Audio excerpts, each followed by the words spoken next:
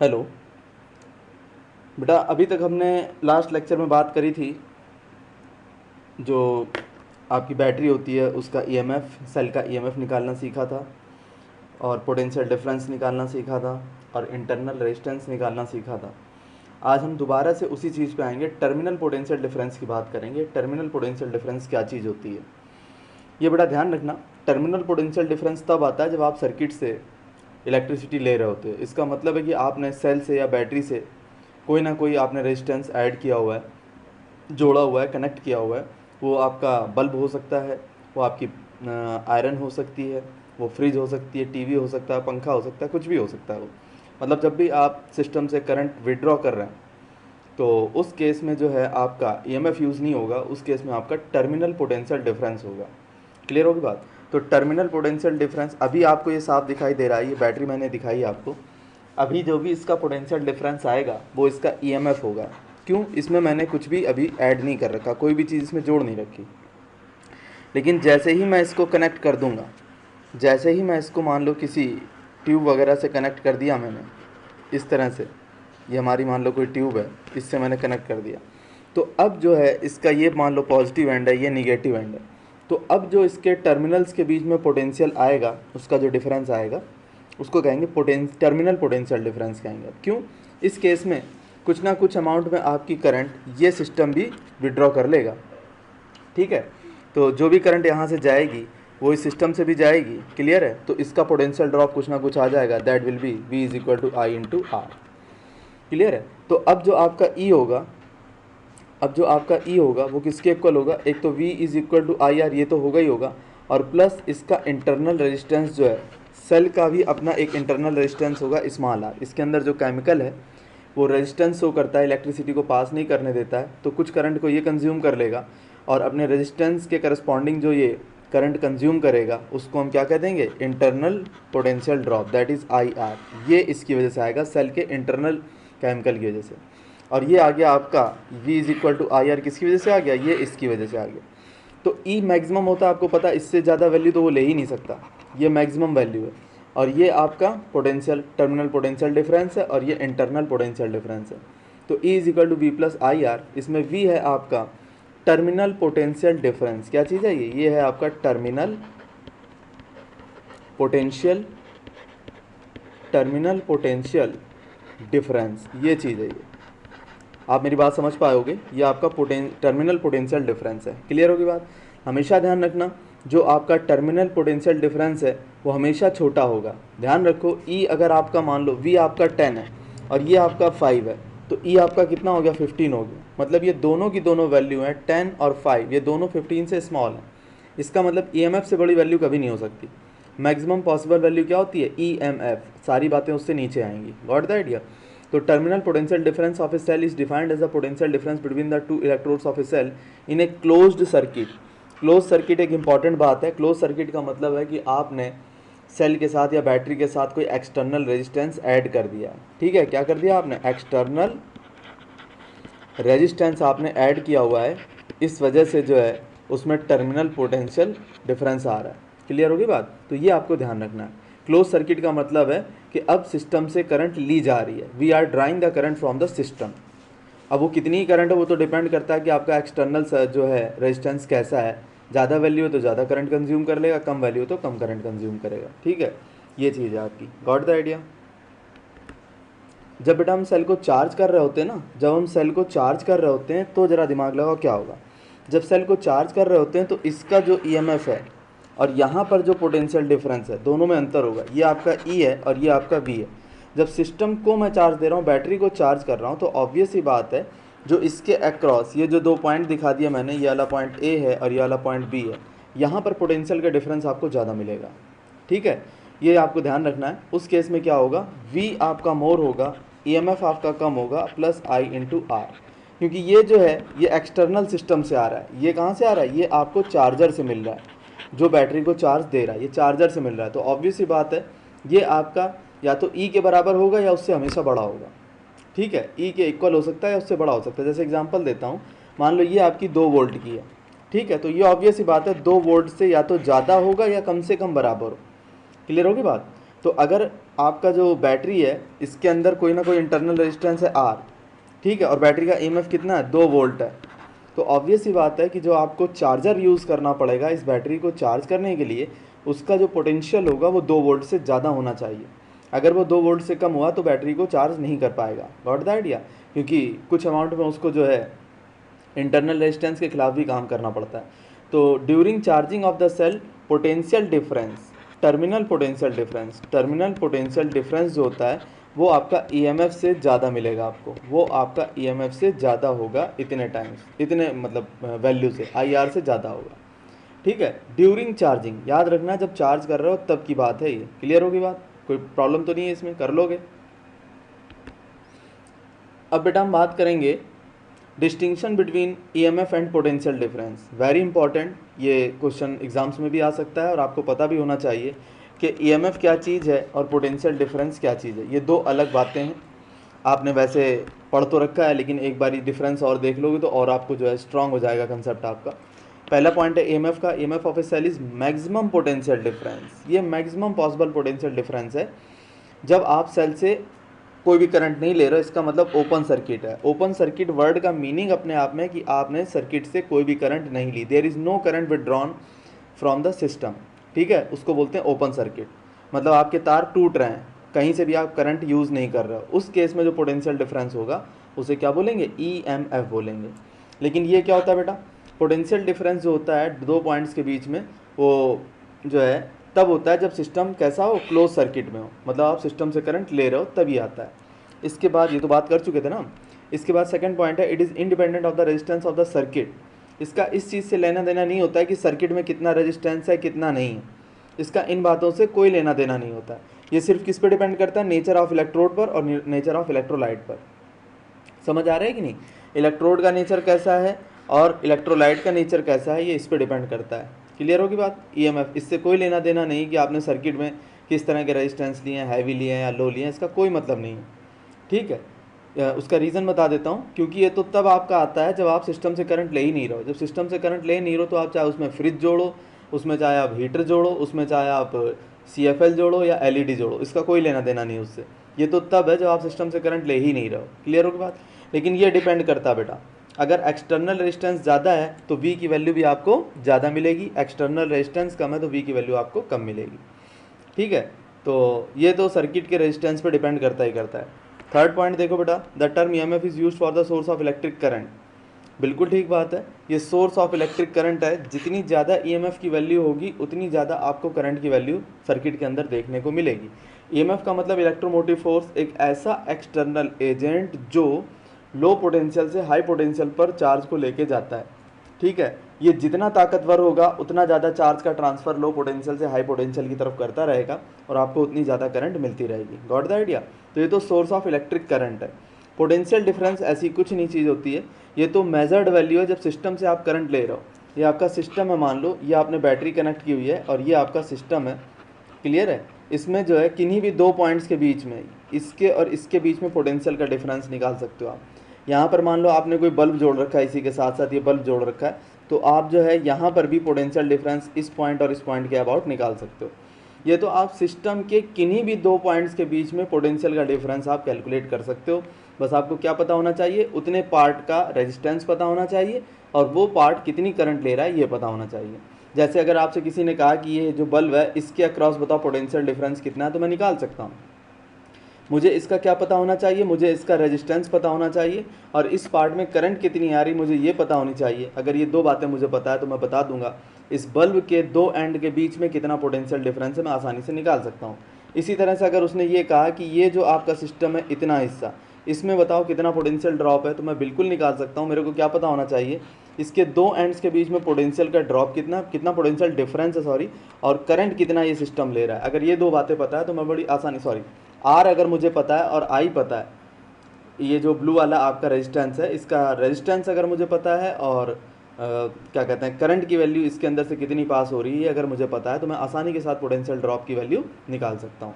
तो potential difference तो ये चीज़ होती है, ये एक कॉज है, ये कॉज है, इसका मतलब है करंट के फ्लो का रीज़न है ये, ठीक है। कोई आपसे ये पूछ ले कि सिस्टम में करंट कहाँ से आ रही, तो उसकी वजह कौन बन रहा है, ये EMF बन रहा है। अगर EMF ना तो करंट आ नहीं सकती है, और ये बेटा इफेक्ट है, ये इफेक्ट है जो करंट फ्लो कर रही है किसी भी रेजिस्टेंस के थ्रू, तो उसका पोटेंशियल ड्रॉप कितना होगा, उस पार्ट का पोटेंशियल ड्रॉप कितना होगा, उसको हम पोटेंशियल डिफरेंस बोलते हैं। जैसे कि मैंने यहाँ पर बताया, इसका पोटेंशियल डिफरेंस कुछ और होगा, इसका पोटेंशियल डिफरेंस कुछ और होगा, ये बराबर भी हो सकते हैं या डिफरेंट भी हो सकते हैं। तो ये एक इफेक्ट है, करंट का इफेक्ट है। क्लियर होगी बात? तो ये पॉइंट मेरे हिसाब से आपको अच्छी तरह समझ में आ गया होगा, इंपॉर्टेंट है, एग्जाम में ये डिफरेंस के फॉर्म में पूछा जा सकता है। क्लियर होगी बात बेटा? अब हम टॉपिक करेंगे grouping of two cells in series and in parallel. देखो बेटा, एक कंसेप्ट मैं आपको बताता हूँ। जैसे मान लो ये मेरा एक्सटर्नल रेजिस्टेंस है, ठीक है, मैंने इसमें एक बैटरी इस तरह से जोड़ी हुई थी, ये बैटरी मैंने जोड़ रखी थी, और इसका ईएमएफ कितना था, E1 था, और इसका इंटरनल रेजिस्टेंस R1 था, और ये एक्सटर्नल रेजिस्टेंस कैपिटल R था। तो ये आपकी जो बैटरी है ये क्या करेगी, ये करंट देना शुरू कर देगी, इस तरह से ये करंट आपकी जाना शुरू हो जाएगी, कोई दिक्कत नहीं, ये करंट जा रही है और इस तरह से एंटर कर जाएगी, इधर यूँ जा करके इस तरह से ये वापस इसी में आ जाएगी। क्लियर हो गई बात? अब अगर मान लो किसी ने कह दिया कि अब मुझे थोड़ी ज़्यादा करंट की ज़रूरत है, करंट की डिमांड मैं ज़्यादा कर रहा हूँ, ठीक है, तो मैंने क्या किया, मैंने एक बैटरी जो है और इस तरह से जोड़ दी। इसका ईएमएफ कितना था, E2, और इसका इंटरनल रेजिस्टेंस कितना था, R2 था। क्लियर है? E1 मान लो मेरा 2 वोल्ट था और E2 जो है मेरा 5 वोल्ट है।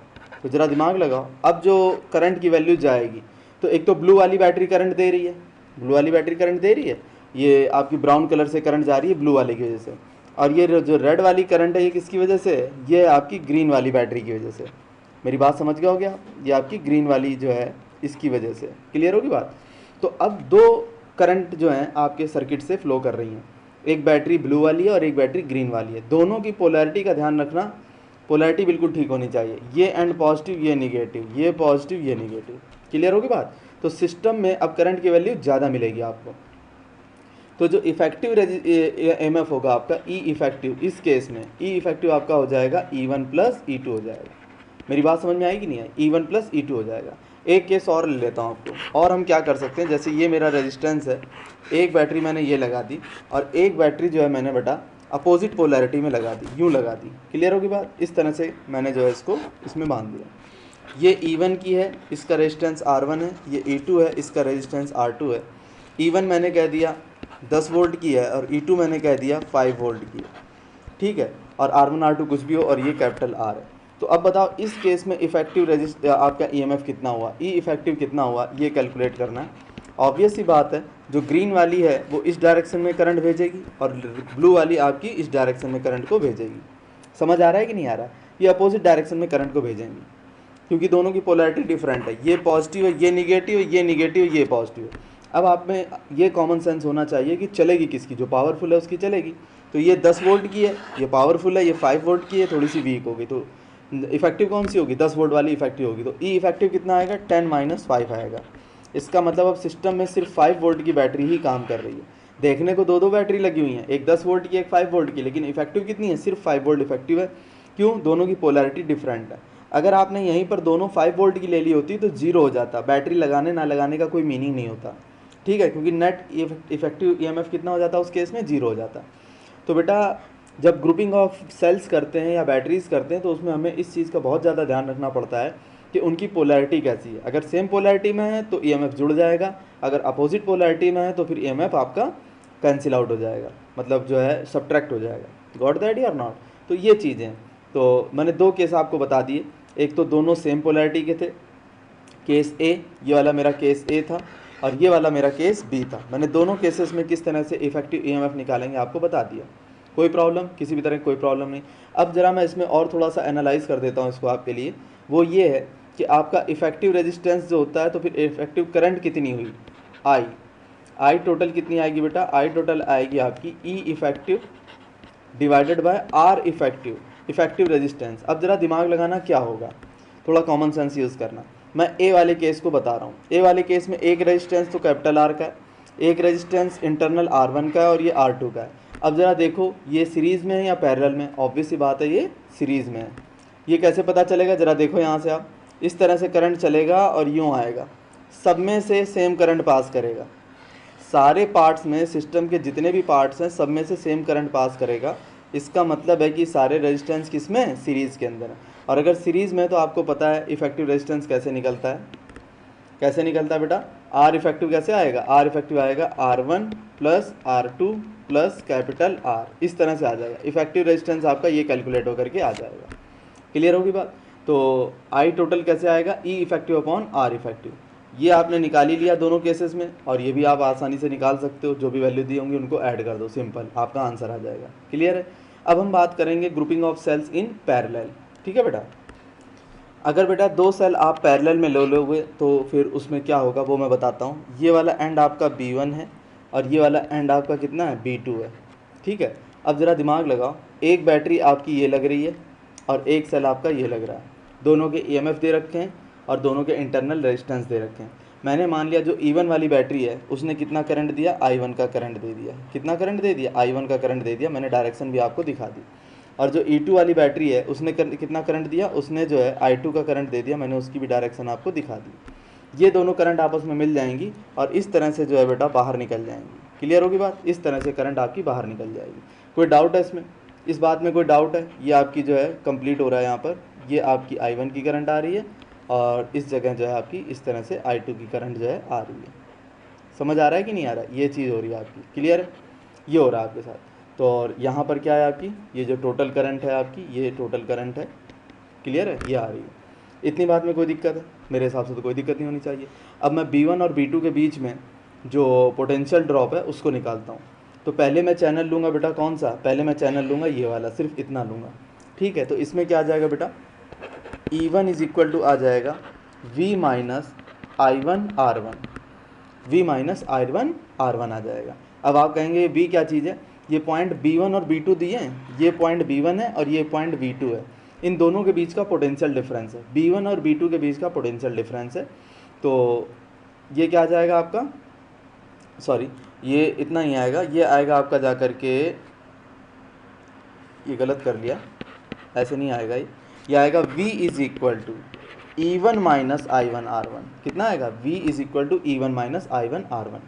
और इसी तरह से जब मैं ये वाला चैनल लूँगा बेटा, ये वाला इतना यहाँ से लेकर के यहाँ तक का ये वाला, तो इसमें क्या आ जाएगा, इसमें V इज इक्वल टू आ जाएगा बेटा E2 minus I2 R2। Clear होगी बात। अब एक बात बताना, सर्किट के अंदर टोटल करंट कितनी है, सर्किट के अंदर टोटल जो करंट है वो I टोटल कितनी है, वो है बेटा आपकी I1 प्लस I2।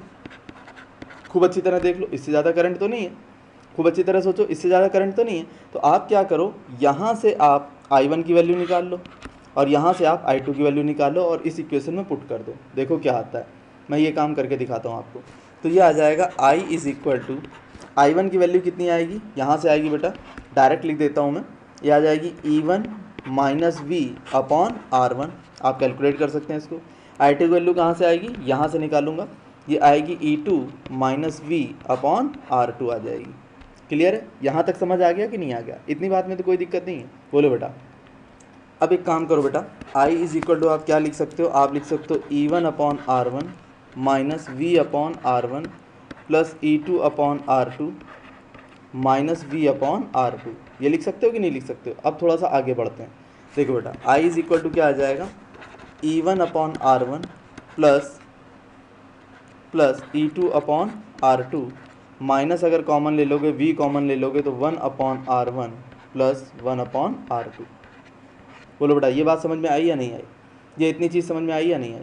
अब अगर आप इसको फाइनल लिखोगे तो देखो फाइनल क्या आएगा, एलसीएम वगैरह ले करके क्या आएगा, ये आ जाएगा आपका I इज़ इक्वल टू, यहाँ पर आ जाएगा बेटा आपका E1 R2 plus E2 R1 divided by R1 R2 minus V, यहाँ क्या आ जाएगा R1 R2 आ जाएगा और यहाँ आ जाएगा R1 प्लस R2 आ जाएगा, ये आपका I आ जाएगा। बोलो ठीक है, यहाँ तक कोई प्रॉब्लम तो नहीं किसी को, खूब अच्छी तरह सोच लो।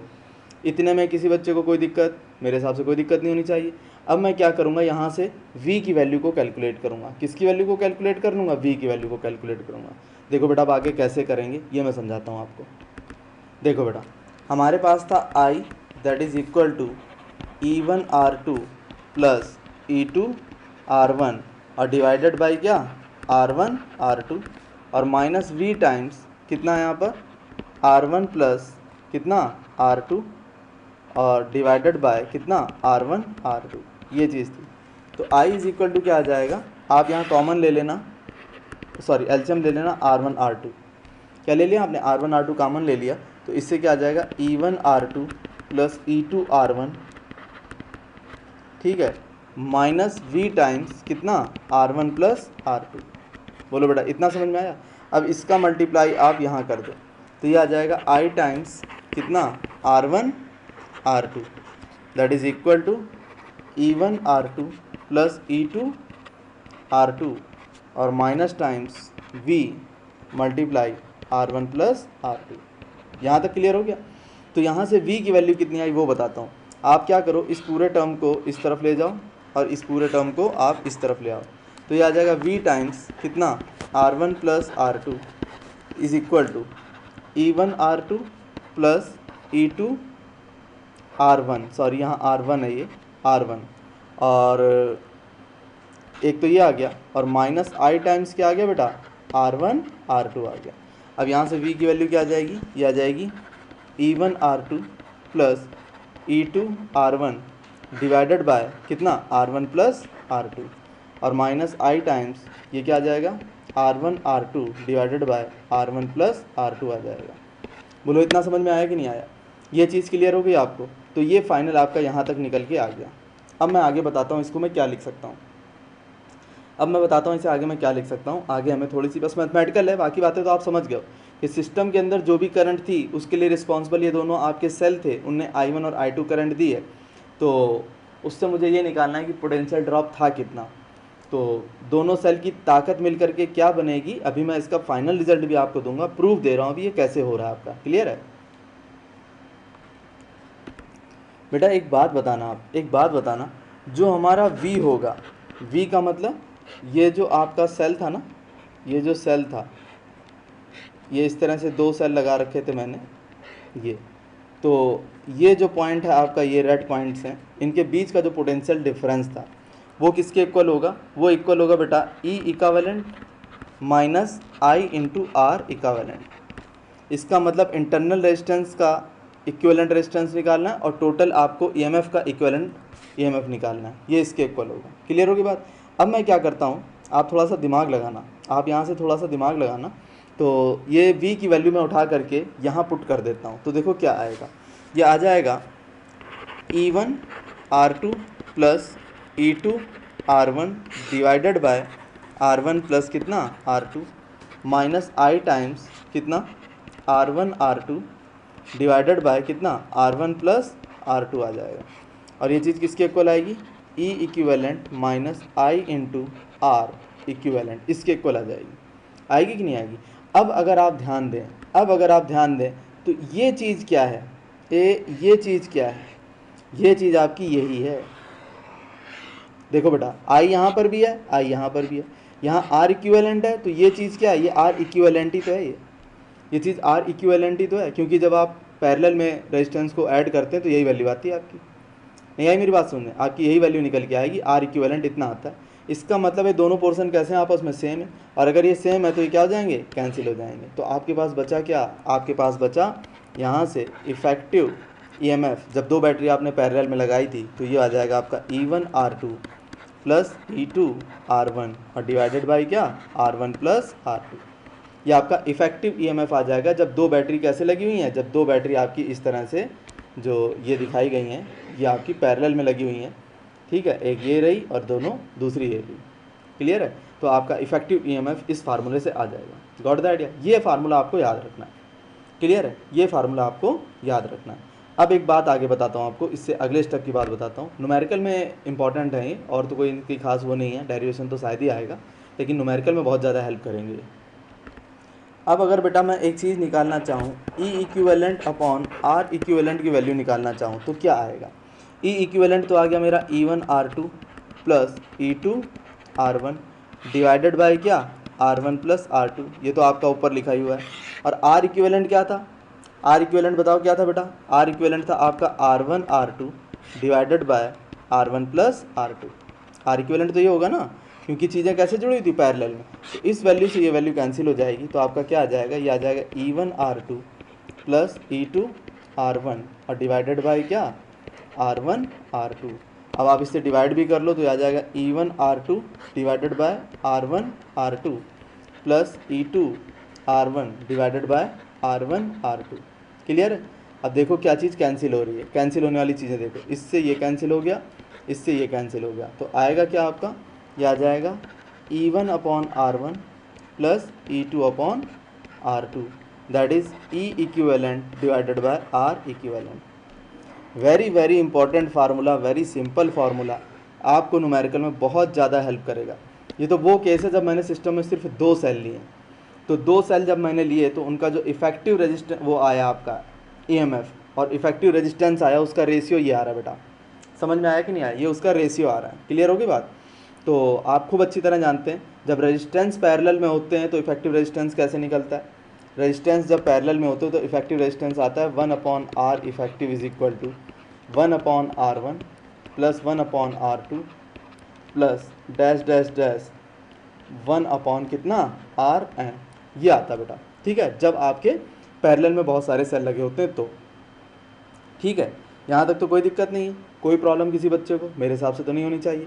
अब मैं आपको बताता हूँ कि मैंने सिस्टम में मान लो 10 बैटरी जोड़ रखी हैं। कितनी जोड़ रखी? 10 बैटरी जोड़ रखी हैं इस तरह से, पहली दूसरी तीसरी डैश डैश डैश ऐसे करके कितनी जोड़ रखी? 10। ये 10 की 10 किस में है? पैरेलल में। 10 की 10 किस में है? ये पैरेलल में। तो मैं इनको पैरेलल में कनेक्ट कर देता हूँ। ये मेरी जो है सारी की सारी किस में है? ये सारी की सारी मेरी पैरेलल में कनेक्ट होंगी, इस तरह से कनेक्ट हो जाएंगी। क्लियर होगी बात बेटा? ये सारी की सारी जो है इस तरह से पैरेलल में कनेक्ट हो गई।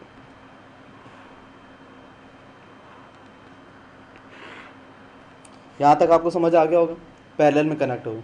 तो अब बताओ ये सारी मिलकर के कितनी ताकत दे देंगी? तो बिल्कुल सिंपल सी बात है, मैं बड़ी आसानी से निकाल सकता हूँ। मैं बहुत आसानी से इस वैल्यू को कैलकुलेट कर सकता हूँ। मैं क्या करूँगा, मैं यहाँ निकालूंगा E equivalent upon R equivalent. वो क्या आ जाएगा मेरा?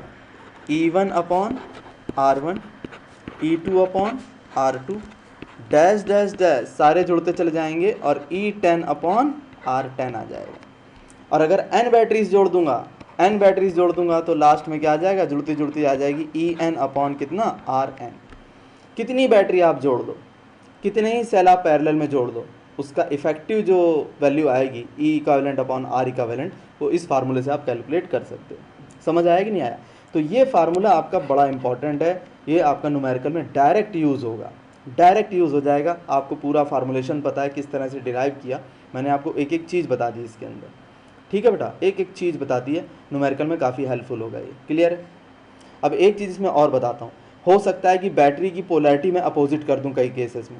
मान लो यहाँ पर ऐसी है, मैं यहाँ पर ऐसी बैटरी जोड़ दूँ, इस तरह से जोड़ दूँ, 2-4 बैटरी ऐसे जोड़ दूँ, तो बेटा मैं उनको क्या कर दूँगा? मैं माइनस में लगा दूँगा। नहीं समझ आई बात? मैं उनको माइनस करके लिख दूँगा, बस, और कुछ भी नहीं है। समझ आया कि नहीं आया? बस मैं उसको माइनस लिख दूँगा। क्लियर होगी बात? ये ध्यान रखना। तो सारा अच्छे से एनालाइज कर दिया है, ये न्यूमेरिकल में काफ़ी काम आना है आपके। क्लियर है? अब देखो बेटा, मान लो मेरे पास 2 सेल हैं, और दोनों के EMF सेम है, दोनों के जो EMF है वो सेम है, और दोनों के इंटरनल रेजिस्टेंस भी सेम है। इसका EMF E है और इंटरनल रेजिस्टेंस R है, इसका EMF E है और इंटरनल रेजिस्टेंस R है। तो बेटा R इक्विवेलेंट कितना हो गया? 1 अपॉन R इक्विवेलेंट हो गया आपका जा करके 1 upon R plus 1 upon R, क्योंकि पैरेलल में तो यही होता है। तो R इक्विवेलेंट यहाँ से कितना आ जाएगा? 1 अपॉन R इक्विवेलेंट आ जाएगा आपका जा करके, R तो आपका एलसीएम आ गया, तो 1 + 1 दैट इज़ 2/R। तो R इफेक्टिव कितना आ जाएगा? R इक्विवेलेंट या R इफेक्टिव आ जाएगा R/2। क्लियर होगी बात? अब बारी किसकी आ गई? अब बारी आ गई E equivalent upon R equivalent की। ठीक है, तो अब E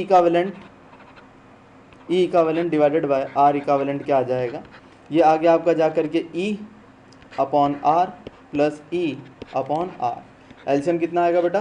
R आएगा। यहाँ पर क्या आएगा? E plus E that is 2E आ जाएगा।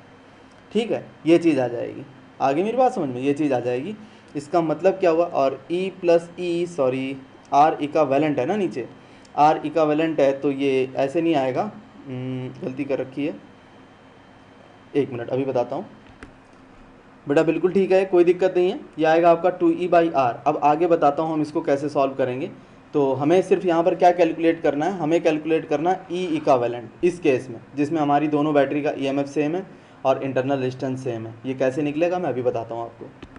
देखो बेटा, ये आ गया आपका जा करके E equivalent upon R equivalent, और R इक्विवेलेंट कितना निकाल चुका था मैं? R/2। याद आ गया आपको? भाई दोनों पैरेलल में है तो पैरेलल में इफेक्टिव रेजिस्टेंस कितना होगा, R/2 आया था, क्लियर है। और ये कितना हो गया, 2E/R आ गया। आप क्या करो, इस चीज़ का यहाँ मल्टीप्लाई कर दो, तो E इक्विवेलेंट कितना आ गया, ये आ गया आपका जा करके 2E/R मल्टीप्लाई बाई R/2। तो इस R से R कैंसिल, इस 2 से 2 कैंसिल, तो E इक्विवेलेंट क्या आ गया आपका, E। वेरी वेरी इंपॉर्टेंट, ज़रा ऑब्जर्व करो। इसका मतलब क्या हुआ, इसका मतलब हुआ अगर सेम इलेक्ट्रो EMF वाली बैटरीज आप चाहे 2 लगाओ, चाहे 10 लगाओ, चाहे 1000 लगाओ, चाहे 50,000 लगाओ, अगर सेम EMF वाली बैटरीज आपने लगा दी सिस्टम के अंदर, पैरेलल के अंदर, तो क्या होगा बेटा, उस केस में जो है आपका इफेक्टिव इक्विवेलेंट जो EMF आएगा वो एक सिंगल बैटरी के EMF के बराबर आएगा।